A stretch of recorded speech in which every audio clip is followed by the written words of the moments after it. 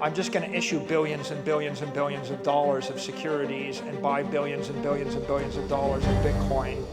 And, right, I mean, that's the engineering. I give you the upside, you have no downside, and I pay you a dividend while you wait to get rich, okay? Which is, Bitcoin goes to $1 million, 2 million. As Bitcoin goes up, if I own Bitcoin in Cuba or North Korea, I'm getting rich. Now, the interesting thing is, where is all the money in the world? There's $100 trillion of money in the equity capital markets. There's $300 trillion of money in the credit markets. But the long-term durable business is to issue BTC-backed credit instruments and issue billions and then tens of billions and then hundreds of billions. And you're not competing against other Bitcoin treasury companies. And it almost is meant to compete with IBIT. They can't invest in something for 100 years. And so the Bitcoin superpower is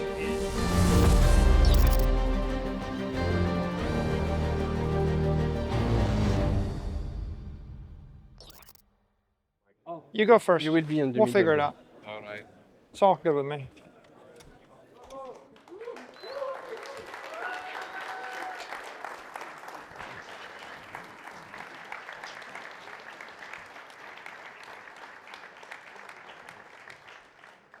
All right, thank you everyone. Very happy to be here, very grateful to be with legends, Adam Back, Michael Saylor. I think we can all be grateful to have the privilege to spend time and get all the knowledge of Michael and of Adam all together. But first, I would like to express my deepest gratitude to BTC Prague. I think they have put together an amazing event.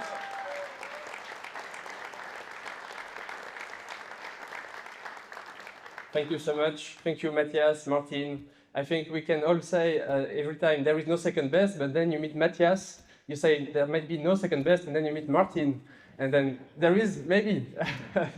And so thank you so much for all of this. And I would like also to thank very much Michael and Adam. I think on a personal level, you have changed my life and my family. And I think that's the case for a lot of people here. I think that you are an example of ethics, of courage, and of success over the years, and that provides a lot of hope for everyone.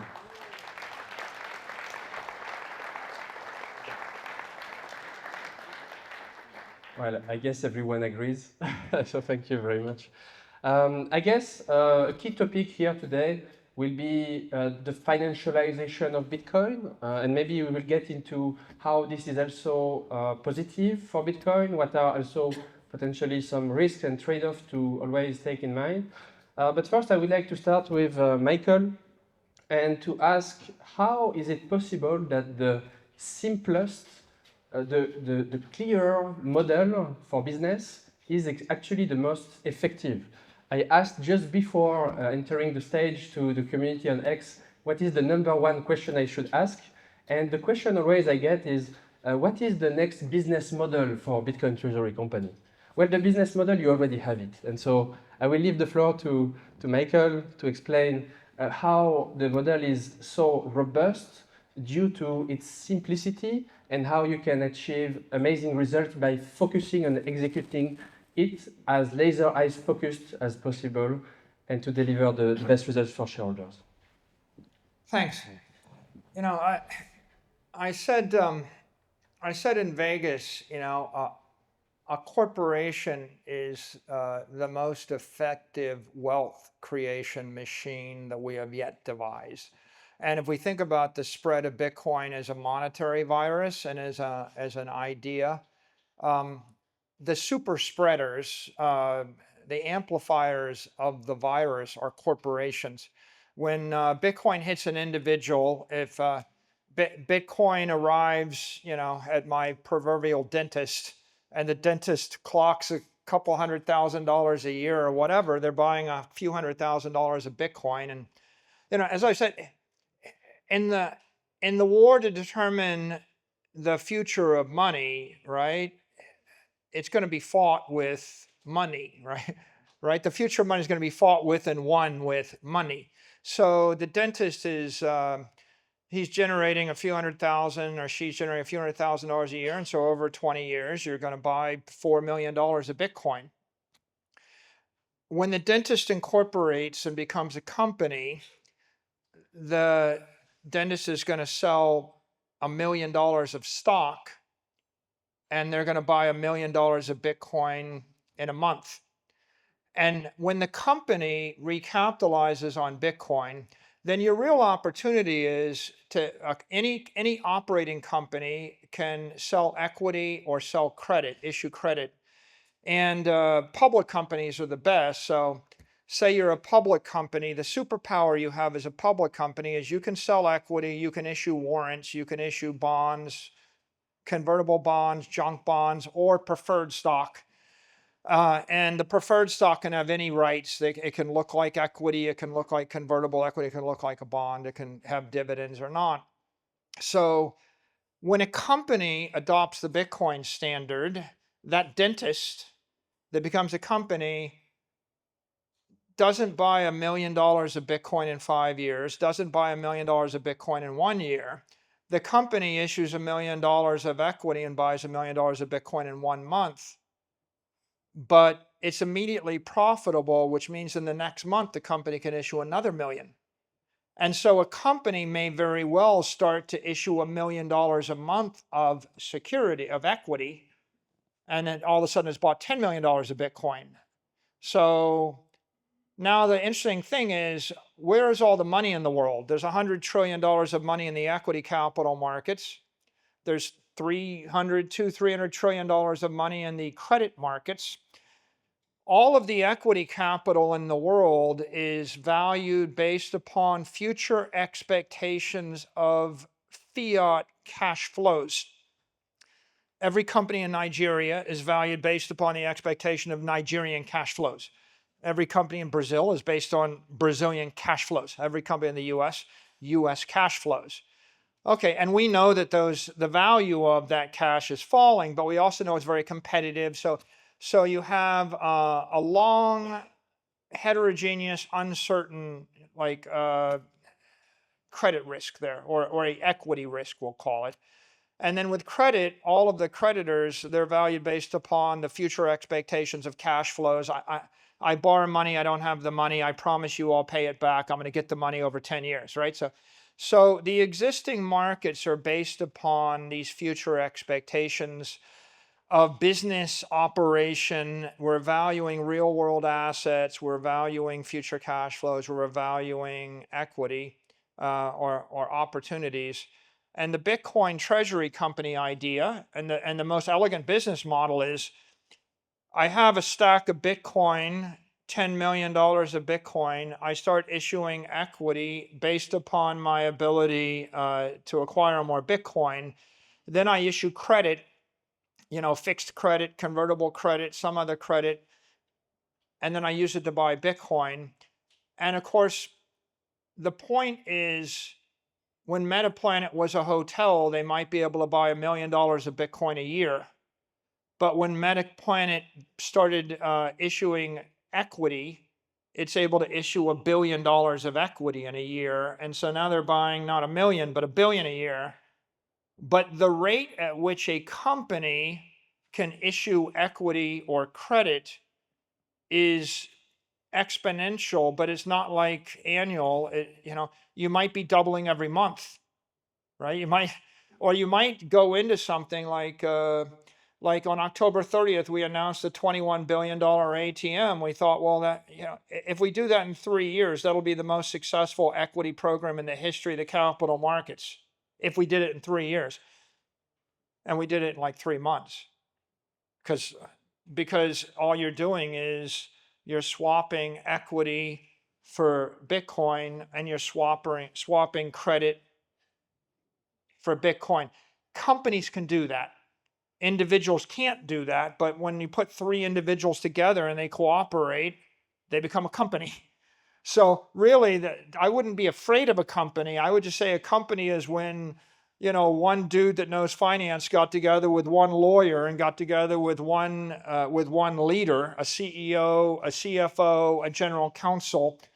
Now you have a Bitcoin treasury company. If you put Bitcoin digital capital behind it, and now you can grow literally as fast as you can issue the security and buy the Bitcoin, and that is an investment cycle which is 1,000 times faster than a physical real estate cycle or a business cycle. So it's faster, it's homogeneous, and primarily the friction point is the issuance of securities. So it's a legal and it's a regulatory friction point, and it's different if you're Japanese than if you're French. You need Bitcoin treasury companies in the UK that understand UK law, and one in France and one in Norway and Sweden and Germany, and they're all going to have local advantages because they're, if you're a Japanese company, it's easier to issue Japanese securities than an American company going to Japan. I know this. I called Simon. I said, Simon, the good news is you'll probably beat me to issue preferred stock in the Japanese market. Go for it, right? And so I think that's the simplicity in the business model is I'm just going to issue billions and billions and billions of dollars of securities and buy billions and billions and billions of dollars of Bitcoin.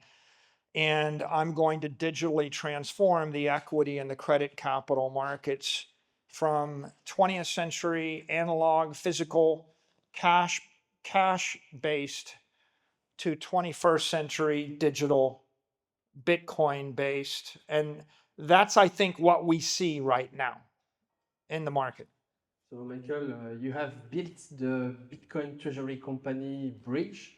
You have said multiple times the best thing to do is to actually build the bridge, stand on the bridge, show that the bridge works, and then invite others to come to the bridge. And you have done an amazing work on this. And thank you so much for all you do for Bitcoin for corporations overall. We have the chance today to also have Adam that has even contributed to build the Bitcoin bridge itself through innovations like Hashcash at the time in the 1990s, and who is also extremely present in the Bitcoin treasury company analysis today. So Adam, how do you see the evolution of Bitcoin and the Bitcoin treasury company model, and how do you have a valuation framework for the different bridges of Bitcoin treasury company, and how do you analyze them? You have even created new metrics. How do you analyze the Bitcoin treasury company business model?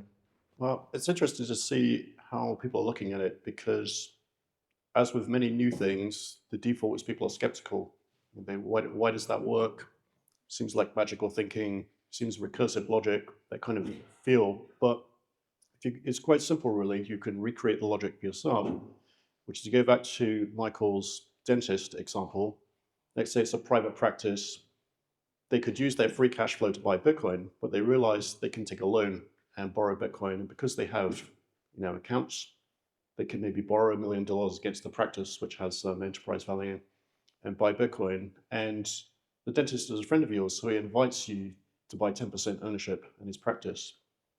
But he knows that you can't get this favorable business loan because you're not a business. So he asks for a premium. And you do the calculation, you realize it's still a good deal, because if you want to do it yourself, your credit is less scalable. You have a worse credit risk as an unsecured lender, and so it makes sense. And so you invest in it. So now you've proven to yourself that a treasury company should have a premium. Now, once it's a public company, the market will tell you what the premium should be. And once you have a premium, you can start to use the capital markets tools. So you can sell more shares, issue more shares, and sell more shares. And if you look at it, when there's a positive premium, that will increase the Bitcoin per share, which is the North Star metric that all the treasury companies are looking at, is increasing Bitcoin per share because the shareholders are buying shares, and if they're getting more Bitcoin over time per share, that's growing their position.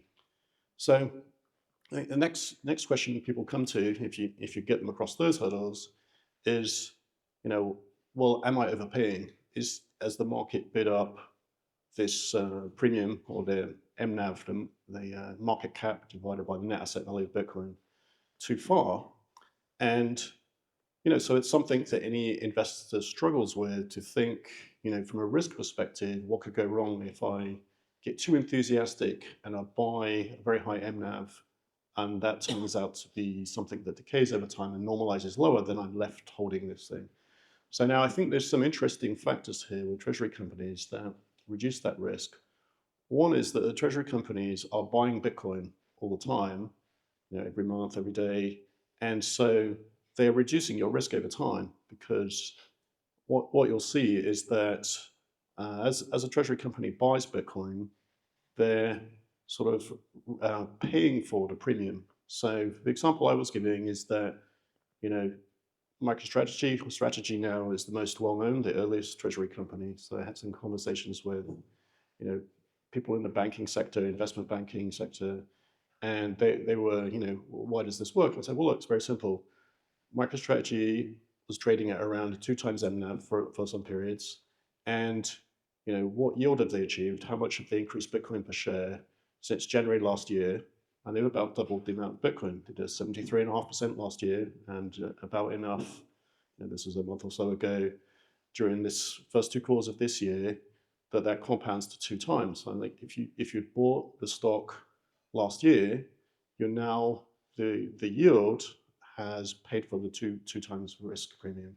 And so that means from here forwards, as they continue to accumulate until Bitcoin is fully saturated, you have no risk, almost no risk, because you've got to the point where you have paid a Bitcoin for each Bitcoin inside the company, and it's still operating, it's still doing its strategy.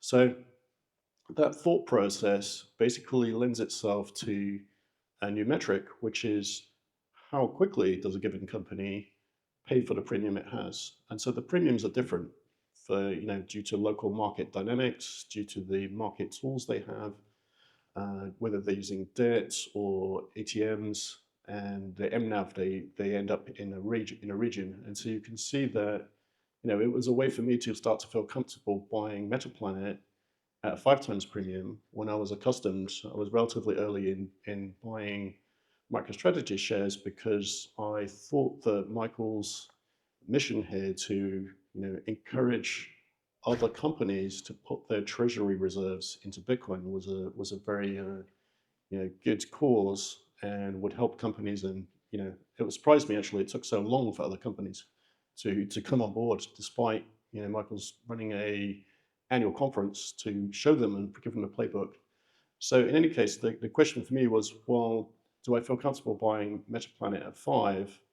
And because it's higher than MicroStrategy had. And the answer became easier what to think about once you thought about, well, how long does it take to pay for that yield? And it's actually, it's varying over time, but at one point it was 5 months. And so then I realized, well, that's actually much lower risk than it appears intuitively, because within the space of 5 months, if they continue, if nothing disrupts their ability to raise capital with the mechanism they're using for that period, then they actually get to the same 1 times MNAV after a 5-month period, and then it's upside after that.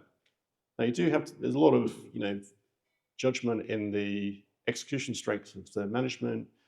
In my case, I knew Alexandre, and I knew somebody involved with Metaplanet, so I had some built-in trust of the people involved in running it, and that they were, Bitcoiners interested in Bitcoin for its mission and so on.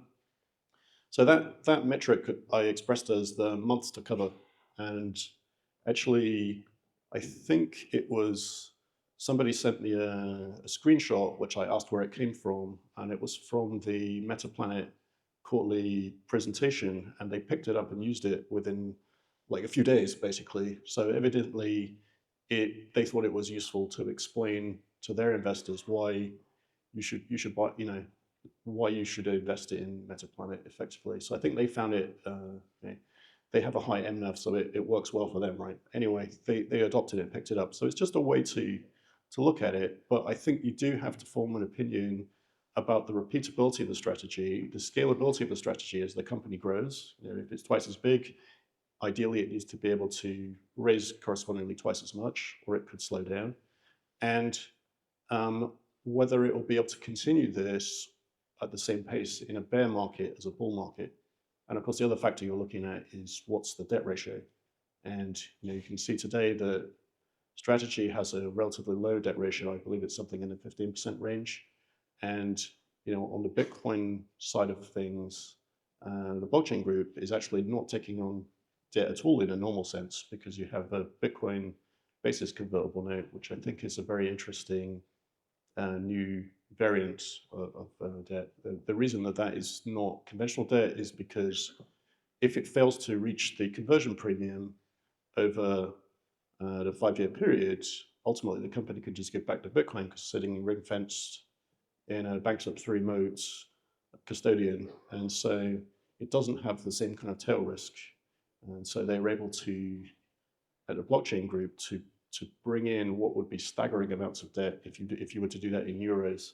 So it enabled the blockchain group to go very quickly in its early period. So yeah, that's what I've been looking at in trying to understand and get a feel for things. I find that generally the best way to understand things is to get your hands onto it and buy, invest, try to analyze, form an opinion. You should always have your own opinion. You shouldn't rely on other people's opinions. If you're investing, you should have your own valuation model, your own thesis for why you think something's valuable. And another question I get asked sometimes is, how scalable is the treasury company play? Which is to say, if lots of companies come in, will it compress the effects, lower the MNAVs, and exhaust something? And in a way, that's a question for Michael, because he was inviting people, trying to encourage them to come in. Would that compress his strategy, right? And my intuition when asked this question is actually no, it won't, because it's an enormous market. Effectively, the treasury play, everybody buying Bitcoin personally, every fund manager putting Bitcoin into a pension fund, and all of the treasury companies are basically all participating. So everybody owning Bitcoin is participating along with the treasury companies and sovereign wealth funds and everybody in this huge arbitrage between the fiat current, which is mispricing Bitcoin, and the Bitcoin denominated future, which Hal Finney in 2009 famously just put out the what if that Bitcoin should be worth $200 trillion, just based on the monetary premium in other assets. And so that still seems very plausible.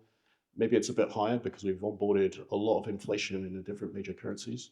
And so, if you look at that, it's an enormous arbitrage that will take, maybe a decade or decades to go through, even if the big cash-rich companies get involved. It's just an enormous pie. And there are probably some beneficial effects of more players. It will provide more liquidity, more understanding, more certainty, standardize the model, make it work better, because people's risk misunderstanding will clear up. People react to safety in numbers and copying other people, seeing other people doing things with confidence. And so I think that, and of course this activity is, slowly bringing forward the Bitcoinization of the world. So it's generally absorbing Bitcoin. Another interesting thing about treasury companies buying Bitcoin is they are very mission focused on not selling Bitcoin. So they're taking Bitcoin off of the spot Bitcoin markets and storing it. And while the individual company's stock varies depending on, just market psychology or somebody shorting it temporarily, things like that, that doesn't result in Bitcoin selling. It just results in the company getting compressed temporarily while they build up lots more Bitcoin, and then they spring back. So it seems quite resilient as well. One theory people might have is, will the MNAV get compressed and stay low, get stuck there? And you can see that a good example in MetaPlanet in February this year, their MNAV got to 10, which was on the high side, and then it immediately crashed with they have a limit system in the Japanese market. Under 1,000 yen, it can only move 150 yen before there's a limit stop. And so it limit down 3 days in a row, and it reopened almost 50% down.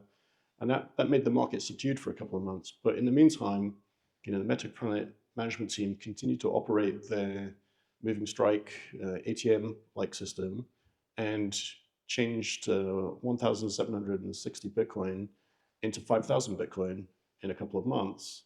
And of course, that compressed the MNAV down to 2.5. And at that point, the investors woke up and said, wow, that's cheap. So they start buying it. Once you get some buying going, a lot of people are momentum traders. They see something's happening, they bid it up. And now within not too many weeks, their MNAV is back at 7. So you can see the MNAV can get reanimated. And the thing that causes that is the buildup of pressure of more Bitcoin being piled in, making it, reducing the risk because it gets cheaper and cheaper in terms of the premium. So very interesting to see those, fears be proven again and again in the market over time, so that people get confidence in how this type of instrument, this type of company can behave in the market. So Adam, you mentioned that we are going into a BTC-denominated world, the $200 trillion opportunity in today's dollars, and the future of as well the accretion and the Bitcoin per share and the MNAV and the premiums and so on. Many of these, Michael, you have been pioneering the BTC-denominated capital markets with the KPIs, the BTC KPIs, the BTC yield, the BTC gain, and the torque, and you have been putting together a lot of metrics for the financial industry overall to be able to value Bitcoin treasury companies. And you are also aggressively now tapping into credit markets, and you are issuing new products that allow to maybe challenge this form of consensus view that the premium should go to 1 over time or something like this. Effectively, with the instruments that you are leveraging, potentially you are enabling the premium to continue to stabilize or even go up.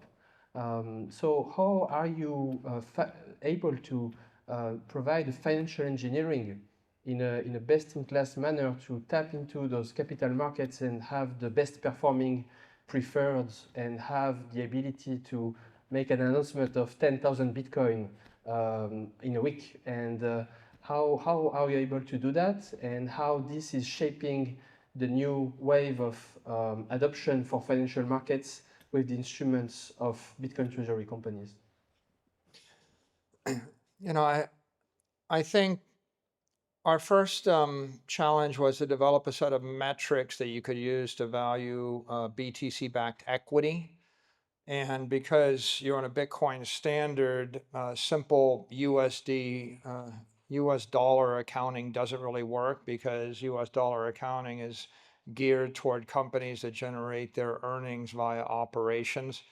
And so, we created BTC yield, which is basically the accretion of Bitcoin per share in a percentage. And the idea of that is, if you've got a 20% BTC yield, you could put a multiple of it on it like 10, and you could come to a 200% premium to NAV.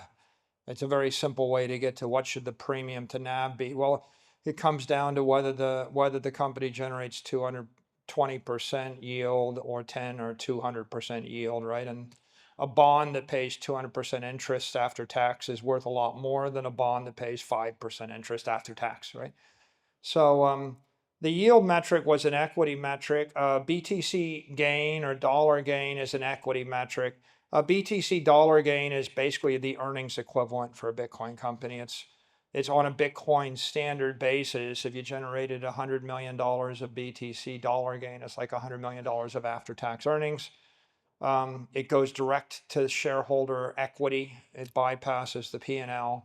But a company that can generate $1 billion of BTC dollar gain is like a company that generates $1 billion of earnings, right? And you could use a P to E on that and say, well, I'll assign a P to E of 10 or 20 or 30 or whatever times that gain, and that gives me an enterprise value for the operation and their ability to do it.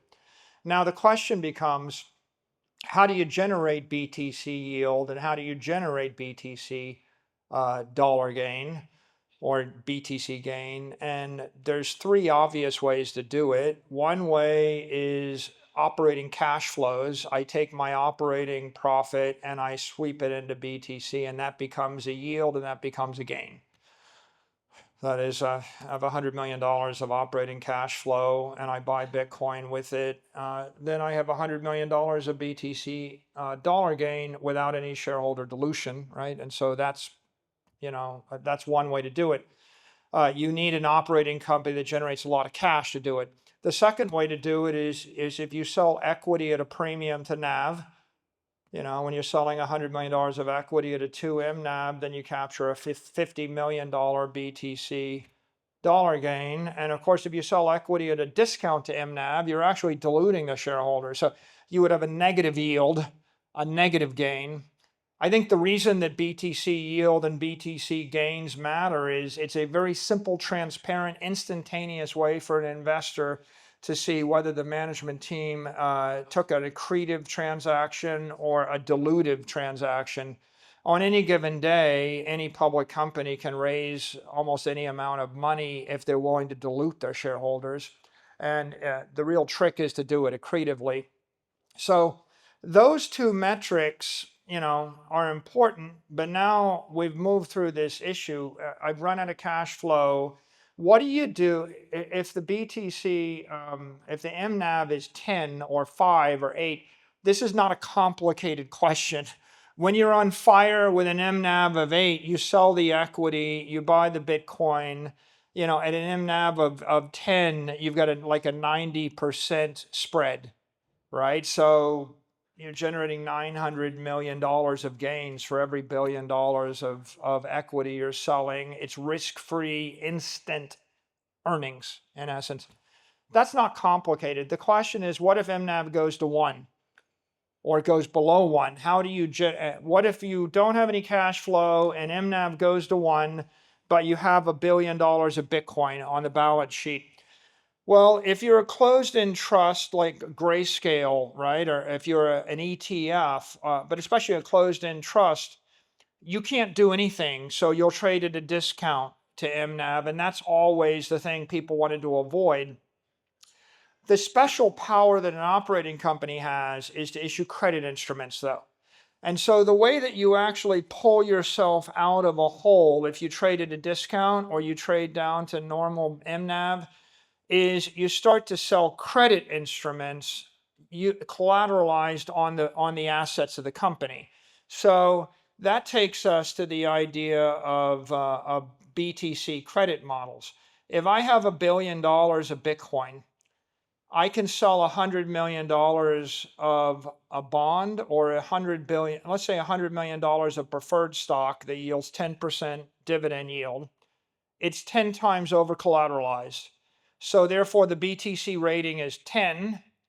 You can now calculate the risk. The risk would be the risk that your $1 billion of Bitcoin trades to less than 100 million by the time of maturity of the instrument. You can calculate that statistically the same way you calculate Black-Scholes models. You plug in the volatility, you plug in the BTC rating, a risk pops out.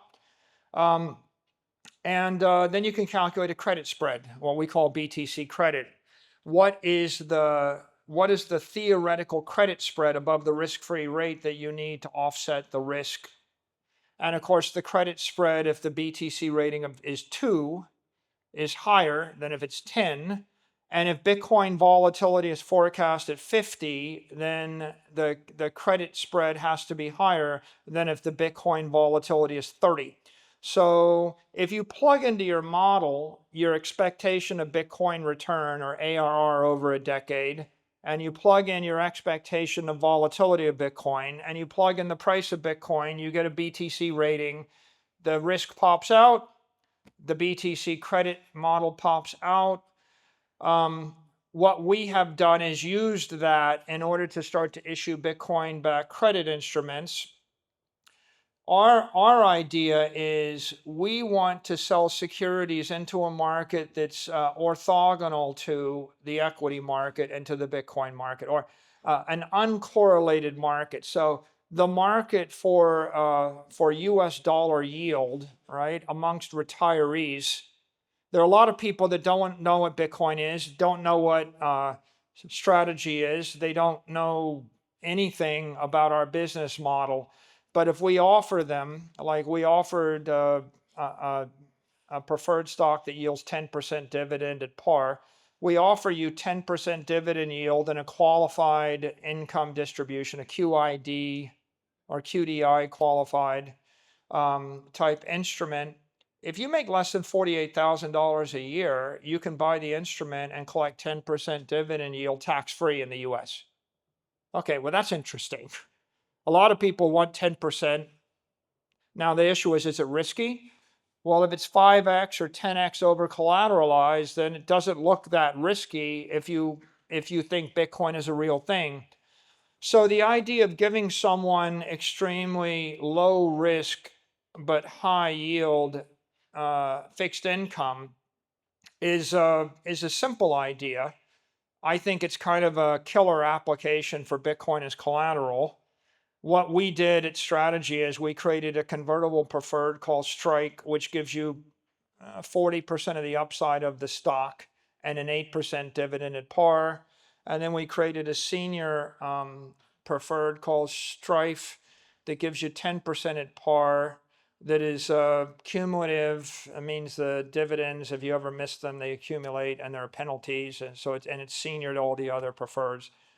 And those two were the two most successful preferred stocks in the century. That is the most liquid, the highest performing. They all traded up 25% when the other preferreds were trading down 5%. And of course, they're the most successful because any security backed by pure Bitcoin is always better, right? The options are more valuable. The equity is more valuable. The convertible bonds are more valuable.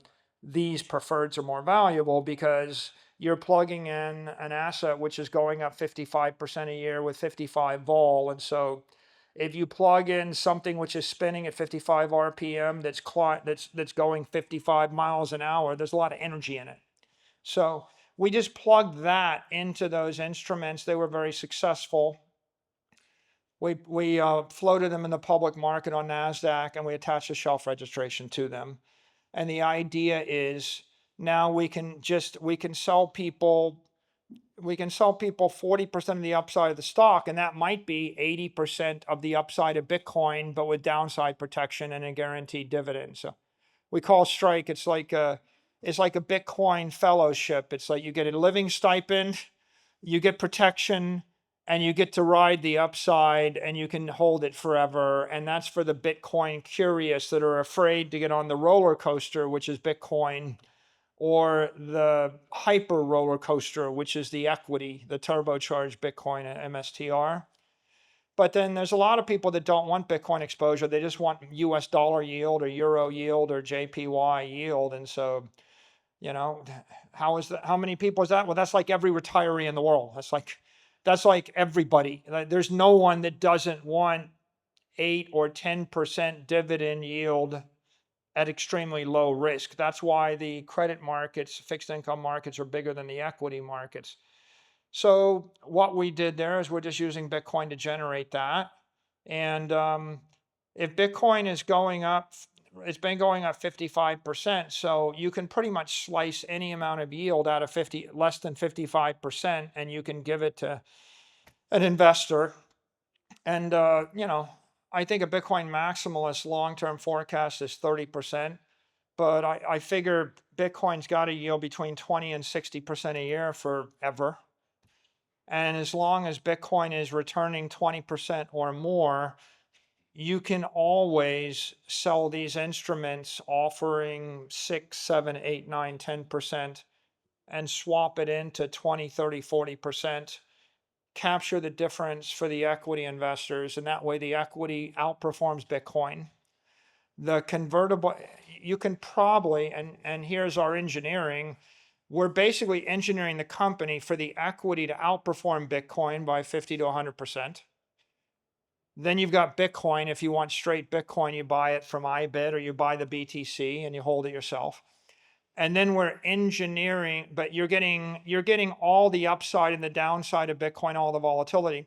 Then Strike, the convertible instrument, is engineered to give you 80 to 100% of the performance of Bitcoin, but with 10% of the downside.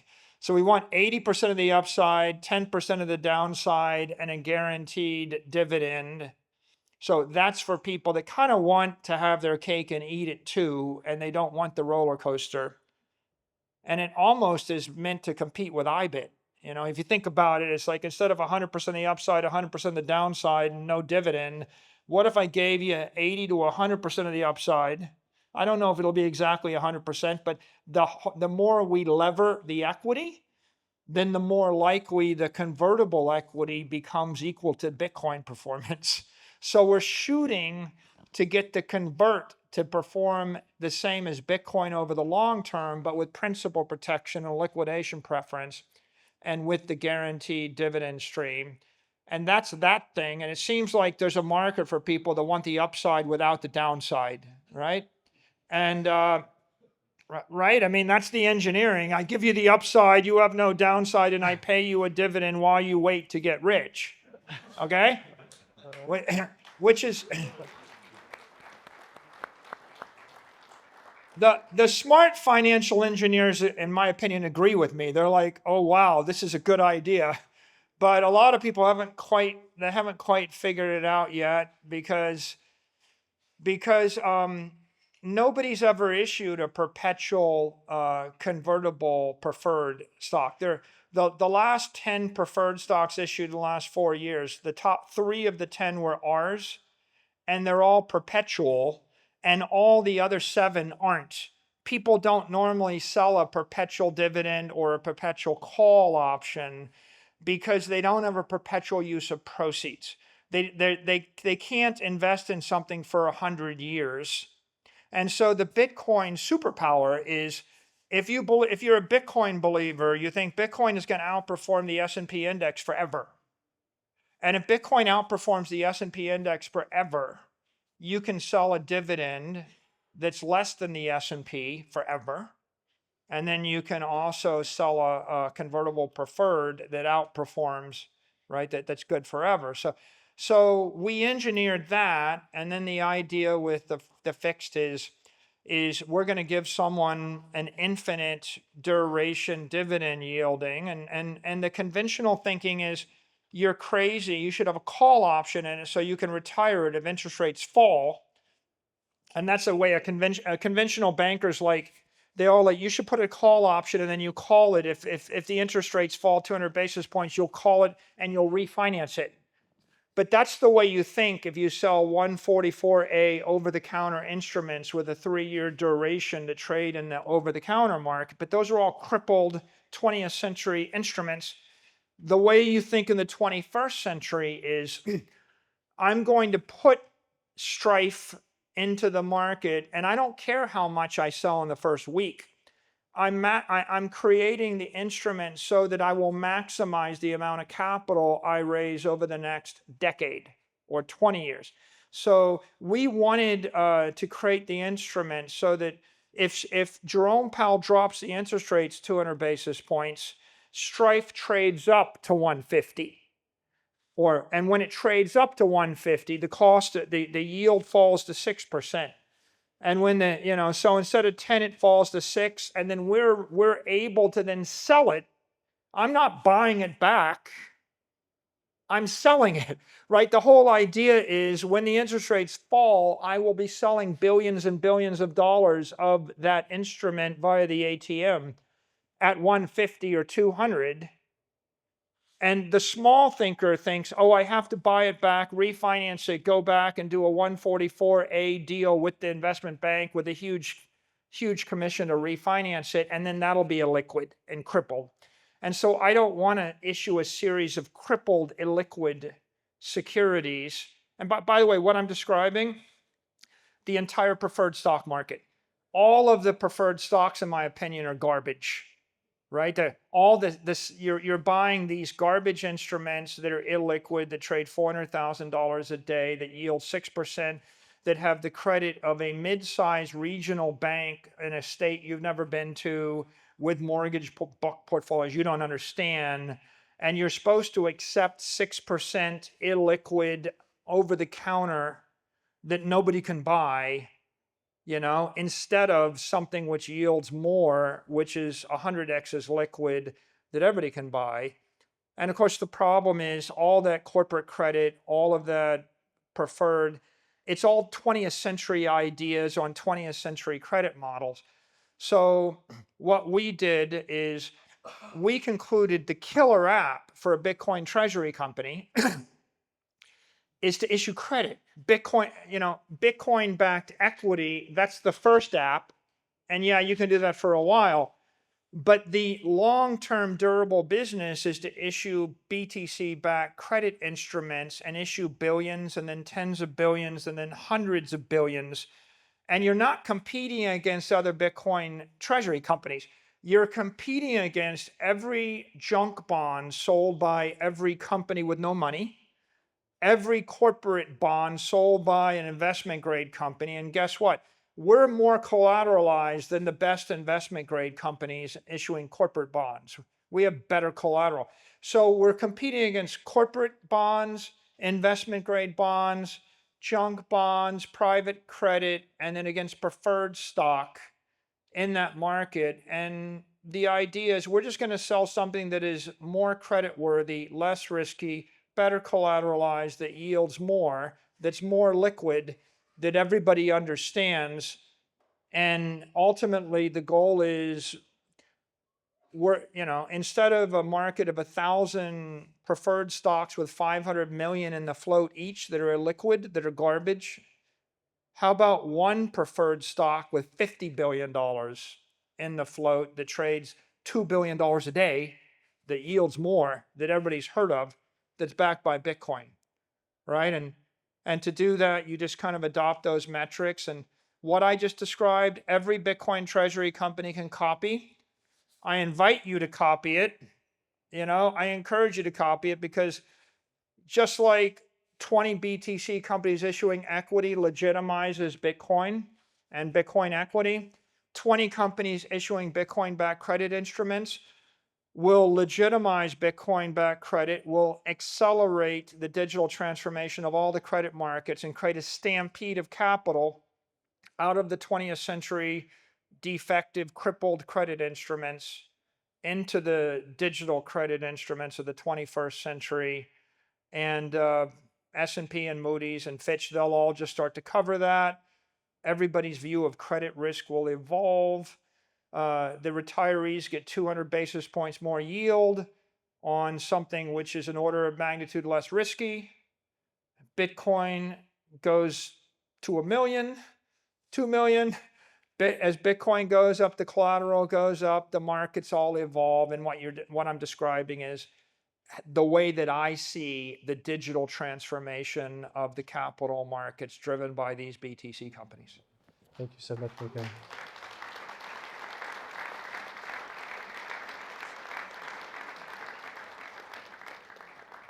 All right, so we have about 30 minutes left. I will ask a last question to Adam and then open to the Q&A, so please prepare your questions.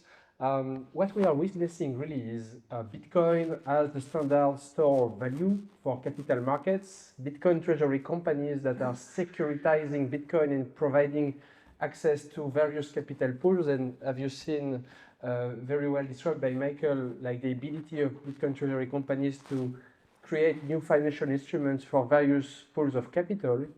And of course, that's a monstrous opportunity. And as you mentioned, Michael, it's not a competition. We are collaborating and creating an industry and on the same mission to get Bitcoin at the core of the capital markets. And Adam, here with us, has been working for a long time on digital capital markets as well.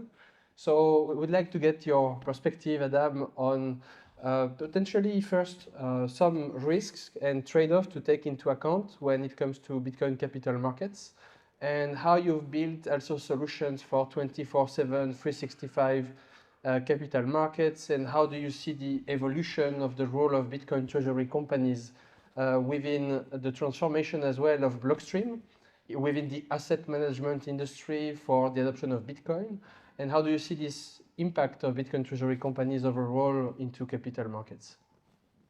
Yeah, so as I might have mentioned, I think that Bitcoin is the hurdle rate. So that's effectively, the fiat currencies are suffering a lot of inflation, and Bitcoin is best performing asset class of the last decade.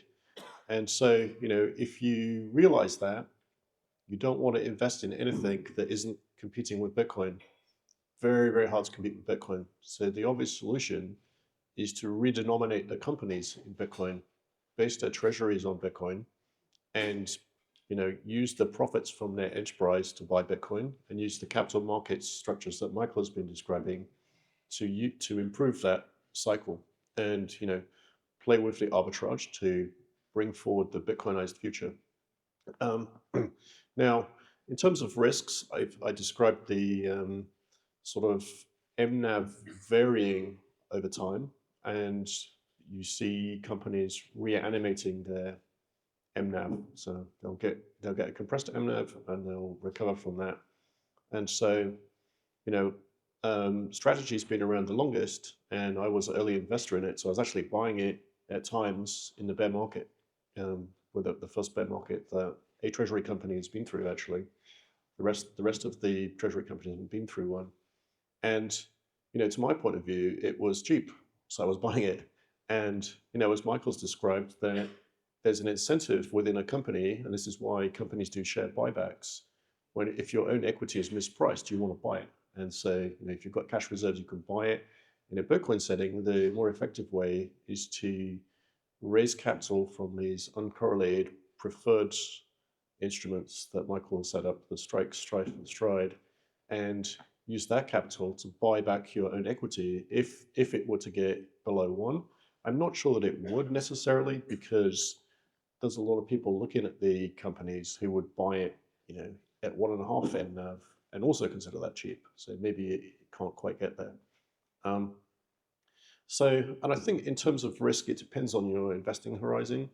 I'm generally a value investor, a long-term outlook. So I tend to not like buying, not like selling things. I don't like selling Bitcoin. Once I get into a treasury company, I kind of want to hold on to it and ride the, their ability to accumulate Bitcoin over time, because that improves, your entry point is now historic and they've accumulated more Bitcoin than the MNAV when you bought it, then you're kind of quite well insulated. So I think, people who create a risk is more by trading in a very short-term viewpoint. You see that in the Bitcoin market, and I think that same kind of risk can exist in the treasury company market, which is if you're prone to sell something because the market's volatile, you need to slow down and take a longer perspective, and realize the Bitcoin cycles come and go, and of course you have short-term volatility in anything. It's there is no risk-free return, so of course you're taking on a risk by doing anything. I do find the fact that the treasury companies are accumulating Bitcoin, which is sort of de-risking behind your investment. So if you were to, let's take Metaplanet as an example, and its MNAV is ranging between 5 and 10, there was probably a point in time when it got a bit above that, right? So if you picked it up at 12 and it generally is not going back there, you might think, oh, now I'm stuck. But that's just not really what happens, because after a few months, relative to your entry, they will have accumulated more Bitcoin. So it will become as if you bought it at 10 a few months later, and then over time it kind of decays. So I like the phenomena that it sort of forgives too hot of an entry, makes it a sort of forgiving type of investment. But of course, with any company, you are trying to understand what where the risks are in terms of trust. The operational capability. Are they good at executing? Will they stay good at executing? And what mechanisms are they doing? Are they repeatable? Are they scalable? So if the company gets bigger, they can go bigger. Say, instruments like Strike and Stride and Strife that are drawing capital from debt markets, which are enormous, is positive for scalability. And I think in the Bitcoin markets, there are people who are long-term investors, value investors, who just buy Bitcoin and cold store it, and that's great. But there are also some speculators, and so for people who like speculating, they like volatility. And a treasury company tends to have an amplified volatility compared to the underlying. And it's an interesting trade because part of what creates volatility in the Bitcoin market is that people find themselves all in, so or they're at their allocation risk, and so they see a lower price, and they don't have any more capital, so they can't buy it, or they use leverage, which then they can misjudge. So there's a shortage of capital to buy pullbacks in the Bitcoin market, and so what I was finding attractive, apart from supporting the treasury company mission, as part of the overall Bitcoin mission to Bitcoinize the world, is that um, you could trade a strategy company using Bitcoin as the denominator. So you have basically a Bitcoin basis trade. So if you see a strategy company and you think its NAV is cheap compared to its normal range or compared to monster cover, you can buy it with Bitcoin. And when it looks overheated or it's normalized, you could swing it back to Bitcoin. Now, typically, if you try that, you'll realize over time that you probably would have been better off to just leave it in there because they're continuing to accrue Bitcoin, and you're playing with market timing. But at least it's Bitcoin denominated, so your fallback is you're in Bitcoin. Um, and also, as a kind of stubborn value investor, I won't typically want to realize a loss, particularly a Bitcoin denominated loss. That's a very upsetting phenomena. So that's where the HODL meme comes from, right? That the guy was extremely drunk, but making a very salient point that if you sell Bitcoin, you are short Bitcoin, and that's very dangerous. I arrived at this conclusion very early in my Bitcoin experience in 2013 or something, that the price of Bitcoin is going up exponentially. Even then, it's kind of fractal, right? So it's doing the same thing again and again and again. If you zoom out, um, and if something is going up exponentially and it has very high volatility, if you were to sell, the odds are stacked against you because it's just inexorably, if you zoom out over time, going up. So you're really taking bad odds to sell and think you'll be lucky and buy back in because the market's moving against you generally. So I never want to sell Bitcoin, and so I think so I think there's a new market evolving here, which is to price treasury companies in Bitcoin. And so at Blockstream, we have some Bitcoin layer 2 technology. We are participants in the Lightning phenomena. We have one of the implementations of Lightning called Core Lightning. I think it was the first one to go live with a real value web store that's still running today. And we have another layer 2 called Liquid, which is a sidechain technically. And with a sidechain, you can introduce new features. So one of the features of the sidechain is you can issue assets on it and use it as a settlement layer or trading layer for limit orders and trustless settlement and execution and simple smart contracts like call options and so on without an intermediary. No, those kind of instruments are typically settled with the back office where you're trusting an intermediary. So you can do this, and there are wallets that support this kind of technology, including some that have trading features in them. So there's one called SideSwap, which has it's by a Swedish company. It has a central order book, but you're able to trade on it, place limit orders on it, while keeping your assets, which could be Bitcoin, MicroStrategy shares, Metaplanet shares, probably soon BG, the blockchain group shares. And what you're actually participating in is a properly licensed, regulated security, even though it's in a blockchain format. So how that particular one is set up, but it could be done in different ways with different legal processes, is the units are Luxembourg securitization vehicles, and you are trading units of this securitization vehicle. And you have to enroll to access that market because rules differ in different countries. And whenever you transact, I could pay for my share of a lunch bill using a few hundredths of a Metaplanet share, and even that small action results in a share registry update in a database.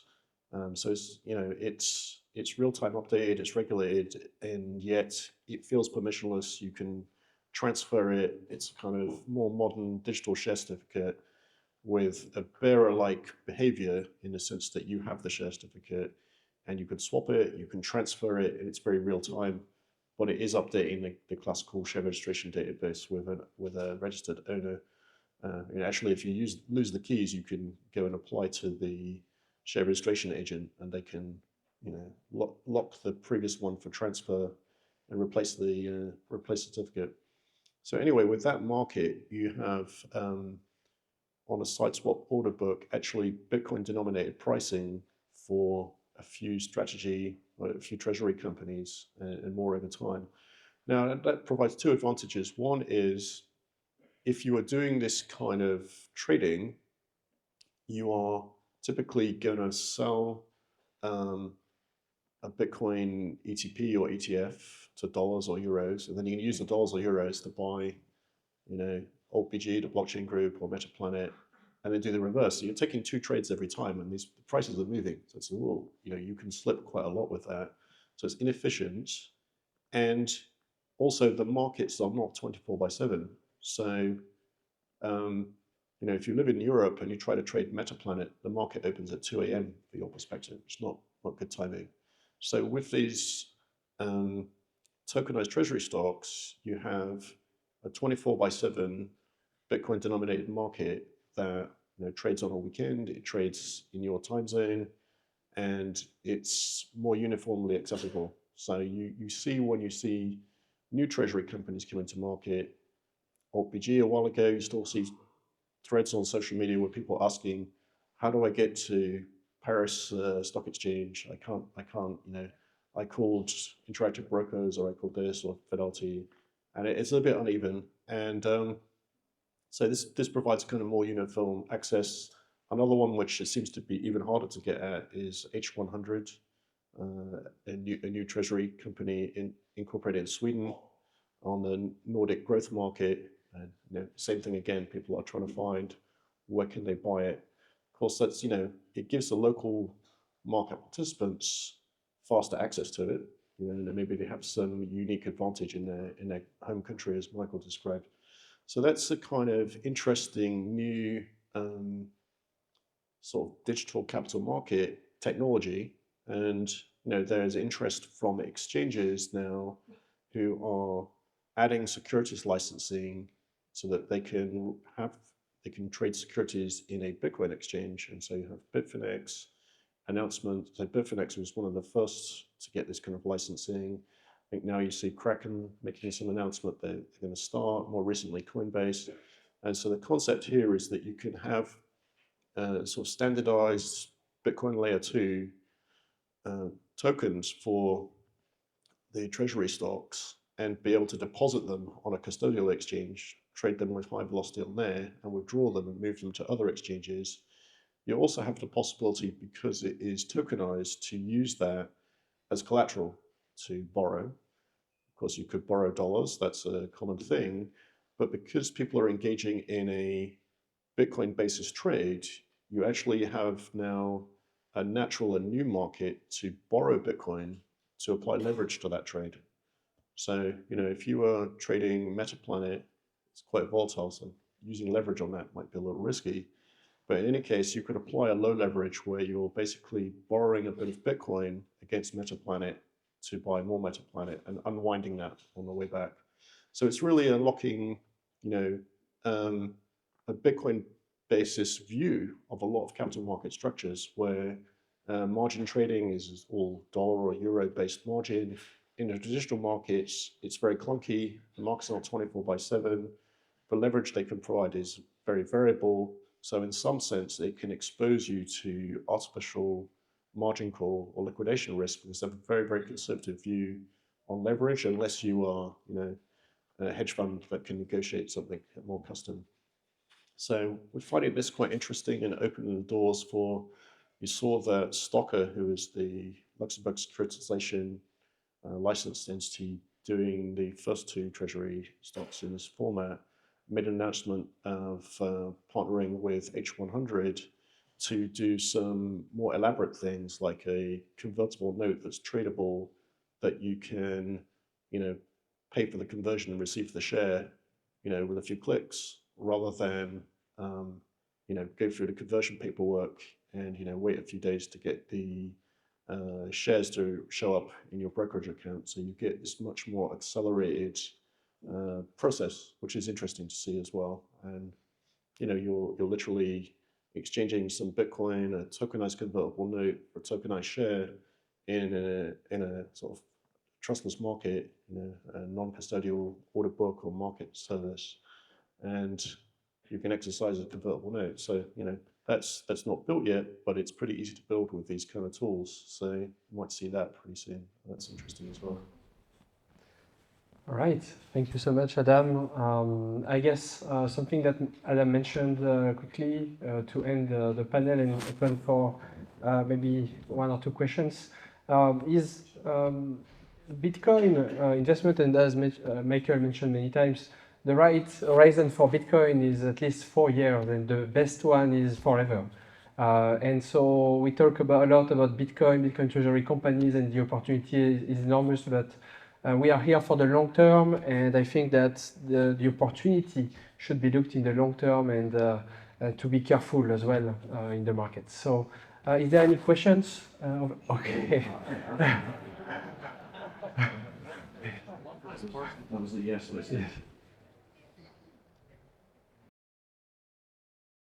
Thank you very much. This is Nia from the blockchain group and BTC Treasury and the X community. And my question goes to Adam and also Alexander, if you feel like commenting. So the blockchain group is the first and only, as far as I know, and as of today, company using and issuing BTC-denominated convertible bonds. And what I noticed is that people who first hear this kind of struggle to wrap their head around that. So my question is, what are actually the incentives on both sides for the company issuing the bond and also for the bond subscribers? Why, for example, a whale should decide to use their Bitcoin that way in comparison to other alternatives available? Yeah, so I think the incentive for the Bitcoin basis convertible for the investor is they hope that the market price reaches the conversion premium. So we talked about the blockchain group. They issued some, not fairly recently actually, that with a 30% premium above the market. That was the price you paid because there was an embedded option which commanded the conversion premium. And then so that's the purchase price of the convertible, and then there's another 30% above, which was the conversion premium. So I think the attraction for the investor is that they could, put Bitcoin into it, hope that the conversion premium is reached, quickly or in the long term. It's a 5-year instrument, and if it does reach the conversion premium, then you can convert it. And you can hold it if you want to participate in a company's continued treasury strategy, or you can sell it and buy back a little more Bitcoin than you put in. And in terms of the rest of the structure, there is a 3-year period where the investor can opt to convert. You're not obliged to convert. And then after that, it's a 2-year period where the company, as long as you have the premium, because you can't convert if you don't have the premium, and for the last 2 years, the company has the option to convert if it's above the premium. So now the thing that makes that lower risk is 2 factors. One is the debt ratio is kind of 0 because if it doesn't convert, the risk point is at maturity. If it doesn't convert, the company has to give the money back. And if the money was euros and Bitcoin price was low, they might have to raise money in the markets, or maybe they'd do something dilutive to come up with the money or refinance it or something, right? So lots of tools, but nevertheless, with Bitcoin, that kind of tail risk, most Bitcoiners think that Bitcoin will be a lot higher in 5 years, so they're not too focused on that anyway. But that tail risk, if it's Bitcoin and they have the Bitcoin independent custodian, in that tail risk situation, they can just simply transfer the Bitcoin back and cancel it, right? So it's a kind of money back kind of feel. So people like money back kind of feels, right? And then what's in it for the company is when the investor converts, the company gets more Bitcoin. So they've generated a bookable yield in terms of Bitcoin per share. And in fact, the blockchain group, first instance of this had an embedded option to participate in a second bond, second convertible note, with a 30% higher price and another 30% higher conversion premium, and 1.5 times the money that you invested in the first one, you had a pro rata right to. And because it happened relatively quickly, it was a curious experience, right? Which is that you invested a certain amount of money to your allocation preference, and now suddenly you have to find 150% more money, but it's in the money, so you're gonna want to do it, right? So that kind of pulled forward a lot of demand and helped, I think, ultimately helped the blockchain group have this very rapid growth. And I think the other thing is that because of the sort of being Bitcoin related debt, that they had a very high nominal yield at the beginning because they had 40 Bitcoins from private placement money in November 2024. And then they raised 580 Bitcoin using this Bitcoin basis note without an embedded option. And so if that was a euro debt, it would be an enormously leveraged position. But because it was a Bitcoin debt, that felt like a relatively safe thing to do. So they're able to book a very rapid rate. So please correct me if I got some details wrong. Yeah, I think maybe a You question lost for your Michael. microphone. You should go get it. Yeah. Yes. Or just go walk through the audience and Yeah. ask them questions. Yes, question to Michael.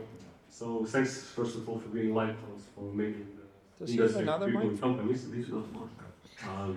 Yeah. So my question is, at least in my view, there is some kind of issue that financial engineering on top of Bitcoin grows, but at the same time we see more and more centralization on the, let's say, technical side of things.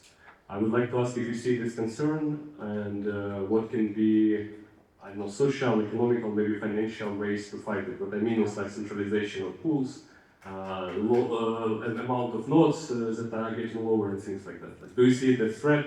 And if yes, what do you think we could do to fight it? I don't think it's a threat. I think the network is decentralizing, and I'm not concerned about the pools. I think that the Bitcoin mining network is decentralizing everywhere in the world. It's far more decentralized today than it was during the China lockdowns when China shut down their Bitcoin mining. And when China was mining half of it, that was sort of centralized, and then it migrated to the U.S. And in the past year or two, it's migrating out of the U.S. and spreading everywhere in the world. And at the end of the day, I don't think the pools have that much power. I think that the power rests with the economic actors. It rests with the economic nodes. It rests with political actors. It rests with the Bitcoin miners. It rests with a bunch of tech providers. There's a lot more parties that are engaged in consensus today than there were 5 years ago. And I think the mining pools are much weaker and, again, largely irrelevant. Any mining pool that wanted to drive any particular policy would and could be fairly quickly overridden by all the other economic actors or technical actors in the space right now. So I actually think Bitcoin is at its most robust it's ever been, in my opinion. And so I think we're good.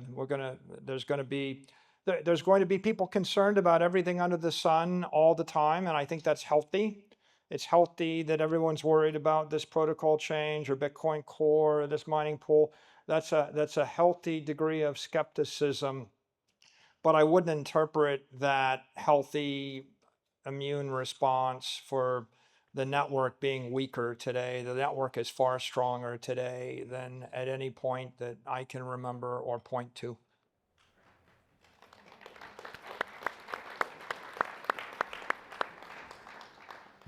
Right. I think Adam gave already a very good answer on the BTC convertible note. So if you have more questions, I'll be available later on. Maybe if there is another question to close the discussion.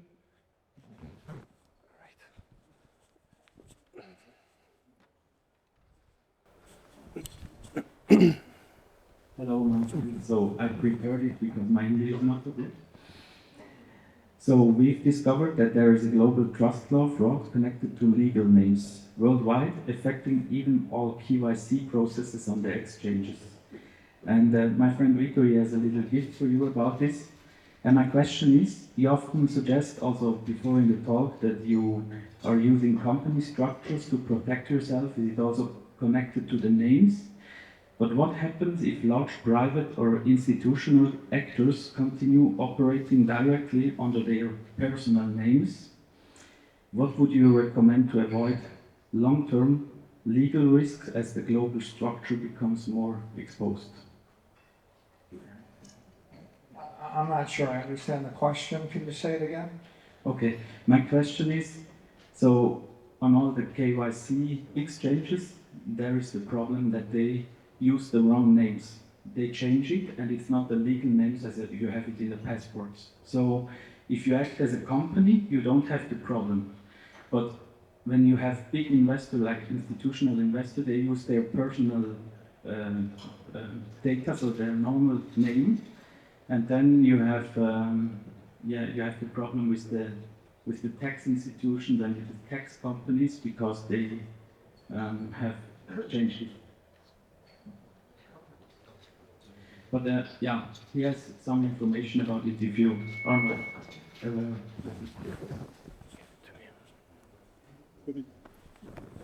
Anyway, yeah.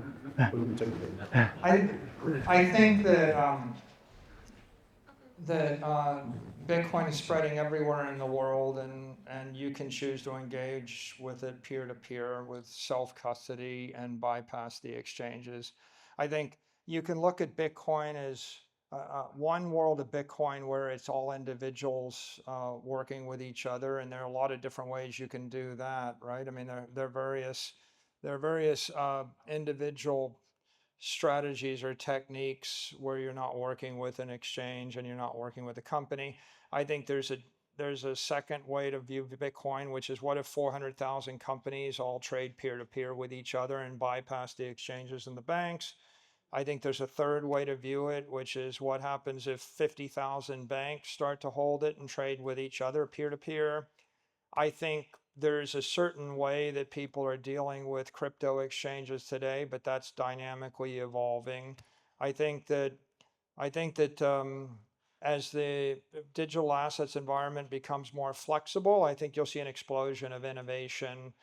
And the innovation is taking place at the country level and it's taking place at the individual level. And whatever is the status quo today probably won't be the same in 5 years. And there'll be some countries that will err on the side of more liberty and freedom and privacy.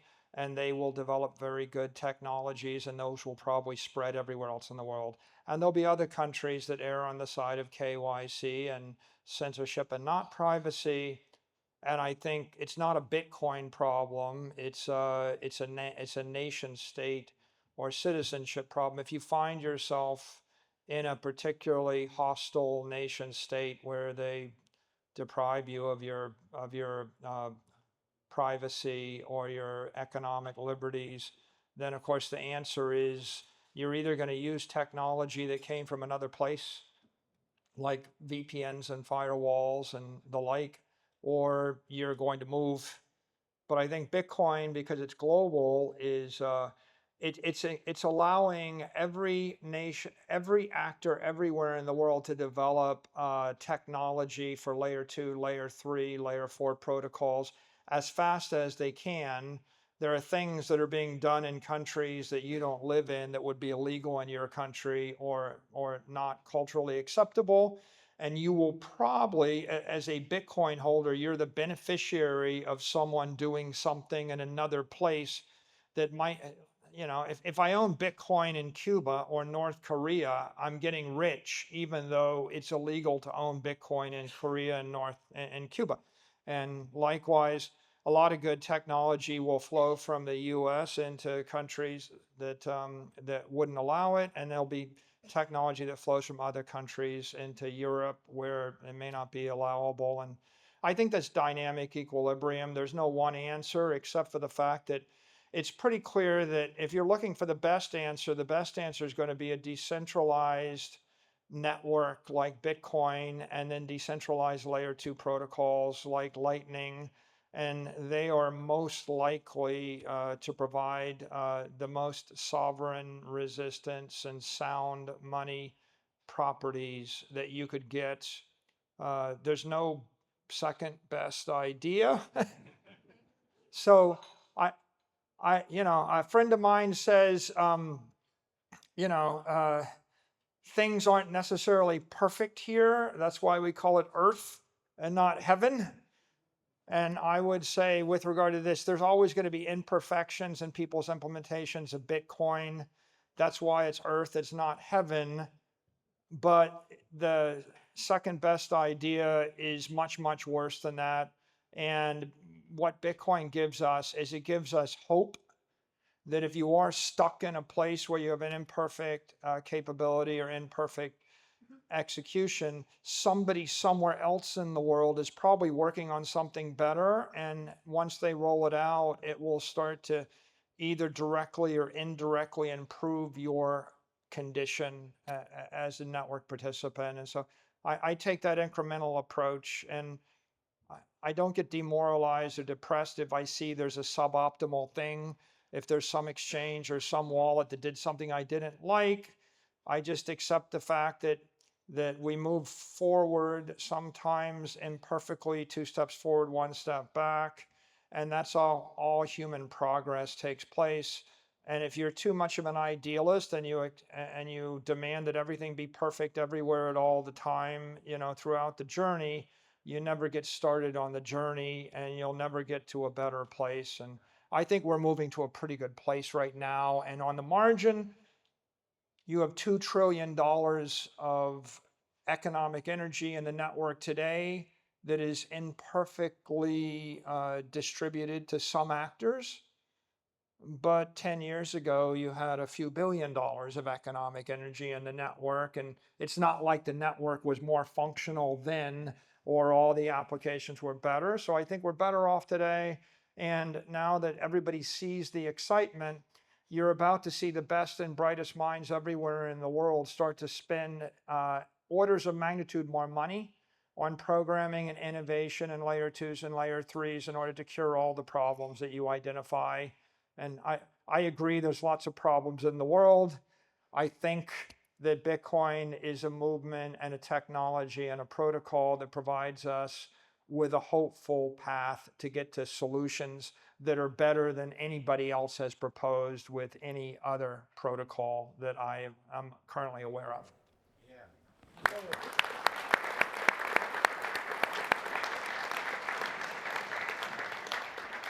Right. Well, thank you very much all. Before closing, I'd like to say we organize at 1:30 p.m. Shareholder meeting of the blockchain group. So if you'd like to learn more about the BTC convertible note and so on, we'll be with Adam Bach and Tobam and Victor Chandron. So please come by and please give a last round of applause for Michael Saylor and Adam Bach. Thank you.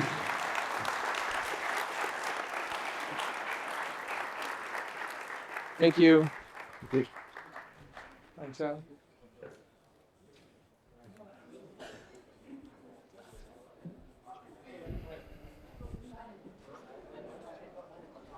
Right, yes.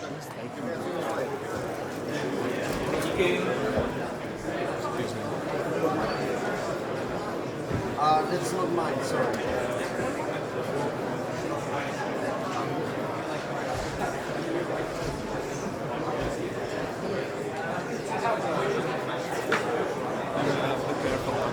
Yeah, I have a phone. For you. Yeah.